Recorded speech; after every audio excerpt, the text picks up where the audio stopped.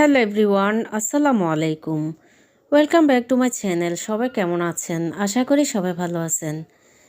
কাছে এবং দূরে, দেশে এবং দেশের বাইরে যে যেখান থেকে আমার ব্লগ ভিডিও দেখতেছেন, আবারও ওয়েলকাম জানাচ্ছি সবাইকে। সব সময়ের মতো আমি আজও আর একটি ডেইলি ব্লগ আপনাদের সাথে শেয়ার করতেছি। আশা করি সবাই শেষ পর্যন্ত আমার সাথে থাকবেন।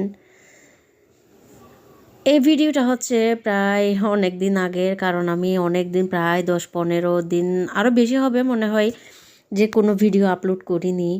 তো আজ হচ্ছে আমি একটা ভিডিও আপলোড করতেছি। অবশ্য ভিডিওটা অনেক আগের করা। সব সময়ের মতো আমি আজও বলি, যারা যারা এখন আমার চ্যানেলটিকে সাবস্ক্রাইব করেননি, সাবস্ক্রাইব করে আমার পাশে থাকবেন প্লিজ। আর যারা করে ফেলেছেন তাদেরকে অসংখ্য ধন্যবাদ। আর যারা আমার পেজে দেখতেছেন, আমার পেজটিকে ফলো করে রাখবেন। আর লাইক কমেন্ট শেয়ার করতে ভুলবেন না প্লিজ। সবাই বেশি বেশি করে শেয়ার করবেন আর আমার সাথে থাকবেন। আগে আমি অনেকবার ভর্তা বানাইছিলাম মাছের, তবে হচ্ছে রুই মাছ আর কাতলা মাছের ভর্তা বেশি বানাইছিলাম। তবে আজ ফার্স্ট টাইম আমি তেলাপিয়া মাছের ভর্তা বানাইছি। অবশ্যই এখানে 2 ধরনের মাছ আছে, তেলাপিয়া মাছ আর হচ্ছে একটা বরফের মাছ ছিল।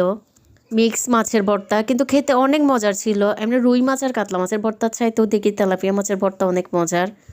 যারা যারা এখনও ট্রাই করেননি, ট্রাই করে দেখতে পারেন, আশা করি অনেক ভালো লাগবে।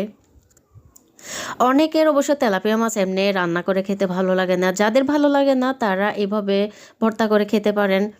আর এই শীতকালে কিন্তু ধনেপাতা, পেঁয়াজ পাতা সব কিছু পাওয়া যায়। আর ধনেপাতা দিলে তো ফ্লেভারটাও ভালো আসে, খেতে কিন্তু খুবই ভালো লাগবে। আপনারা একবার হলেও ট্রাই করে দেখতে পারেন, আশা করি অনেক ভালো লাগবে। আসলে অন্যান্য মাছের ভর্তা বানাতে একটা সমস্যা হয়, সেটা হচ্ছে কাটা বাছাটা একটু ঝামেলা লাগে আর কি। তো তেলাপিয়া মাছের ভর্তাতে কিন্তু কাটা বাছতে হয় না, সে কারণে একটু বেশি ভালো লাগে। তো আর যে বরফের মাছ ছিল সেটা তো কাটা ছিল না, সে কারণে হচ্ছে একটু ইজিভাবে হয়ে গেছে। আর খেতেও খুবই ভালো ছিল।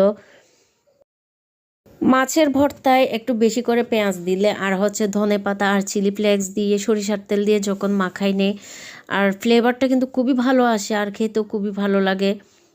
তো কারা কারা এরকম মাছের ভর্তা করেন কমেন্টে জানাবেন আর কি। আর আমার ভর্তা বানানো কেমন হয়েছে সেটা কমেন্টে জানাতে ভুলবেন না।